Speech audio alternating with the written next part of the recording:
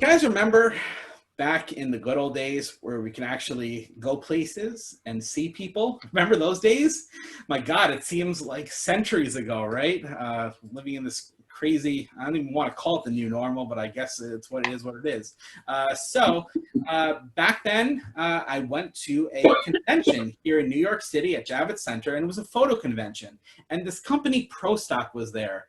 Not sure if you guys have heard of them, but basically, they're kind of like Shutterstock, you might be familiar with. So they have a variety of photos on their website that are royalty-free images that you can choose from to use however you see fit. So I went to ProStock's booth there at this convention, and they handed out packs of cards.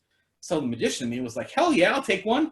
So I opened it up and looked inside, and they even had this little like Shutter back design here and everything. And I turned them over, and they were not playing cards. So these are all photos, right? So what they did, these clever guys, they took a whole bunch of images cards from, they basically a bunch of images from the ProStock's range here, right? And I thought there must be something cool we can do with these.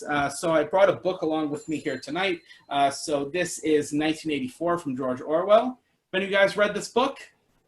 Yes. Yeah. Yes. Okay, now I asked before and everyone was silent. Like, oh, I guess no one read this classic, but now some people have. So yeah, it's a classic book.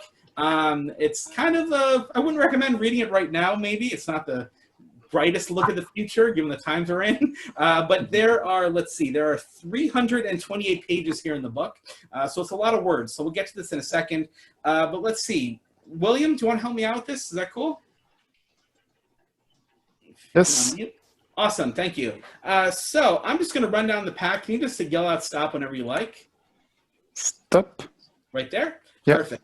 So I'm going to hand you actually a whole clump of cards here. Why don't you take a whole bunch there? We don't need the rest. And you would hand these images out to everyone around you here. So Jane, Alan, John, Don, everyone would get one of these. So why don't you take your photo right here and just stick it anywhere here in the book. So let's say you choose to place yours right there.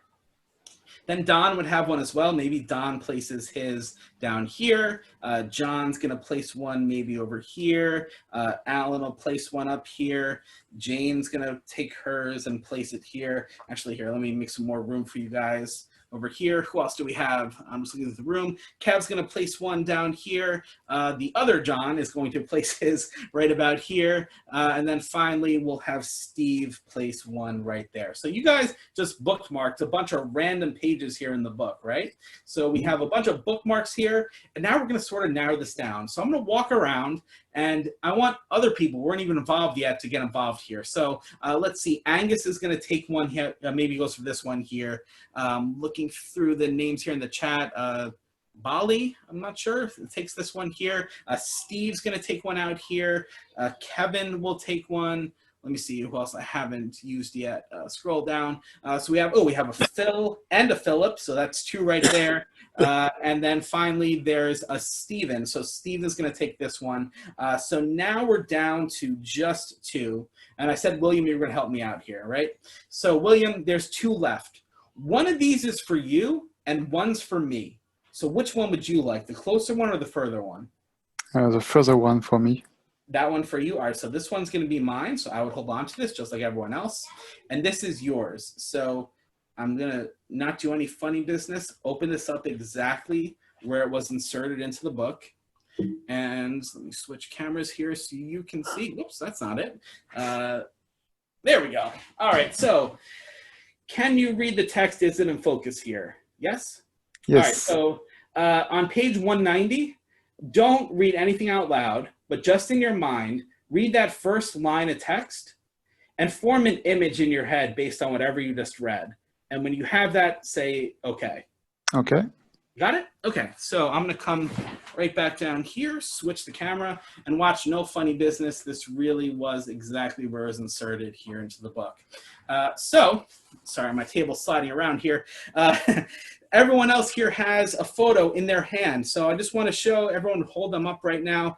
So someone has, I'm reading this upside down, but a lighthouse, there's a door handle, there's a bugle, there's a golf club, there's a clothespin. What was that? A an easel, a traffic light, and some books, right?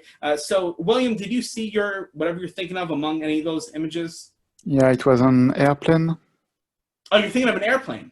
Yeah. Interesting.